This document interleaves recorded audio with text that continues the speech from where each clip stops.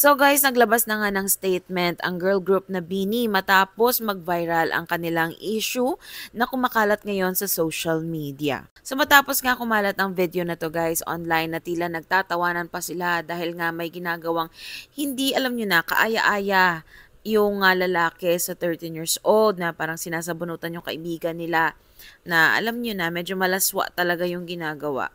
At alam ko na mapapanood nyo yung video, it's all over the internet eh. Medyo nakakalungkot talaga ang issue na to. So kayo ba, anong masasabi ninyo? Pero ako talaga feeling ko ang laking impact nito sa karera ng BINI, 'di ba? Pero ayun na nga, nag-apologize naman na sila at tinanggap nilang kanilang pagkakamali at alam nilang nagkamali sila. So ayan, basahin natin ang mabilisan ng statement ng BINI.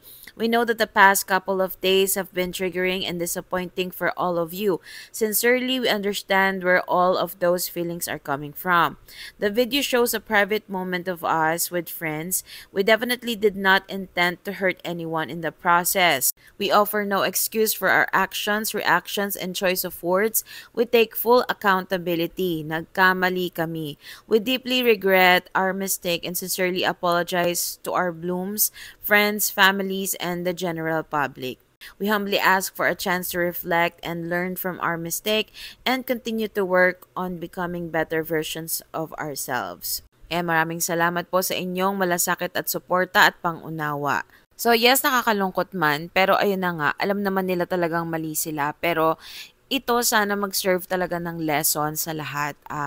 Pati yung mga nangyayaring ganyan, hindi kasi din nakakatuwa talaga, lalo na tayo kasi nagiging set talaga tayong example sa mga kabataan sa ayaw natin sa gusto. Kaya sikat man tayo o hindi, be careful tayo sa mga words natin kasi maraming mga bata na nakikinig or baka may mga batang na nakatingin sa atin, 'di ba? At pwede nilang makuha yung mga ugali na yan. Ang hirap na nga mag-tame ng kabataan ngayon, 'di ba? Dahil na rin sa exposure sa social media, sa internet, medyo mabilis na ang access sa mga malalaswang content. So, mas magtrabaho pa tayo ng mabuti, make every effort na mas porsigihan natin na maging good example sa lahat ng tao, 'di ba? Lalo na sa mga kabataan. Yes, nobody is perfect. Lahat tayo tao lang nagkakamali. Tama naman yon. Yun din ang mga sinasabi ng ibang netizen.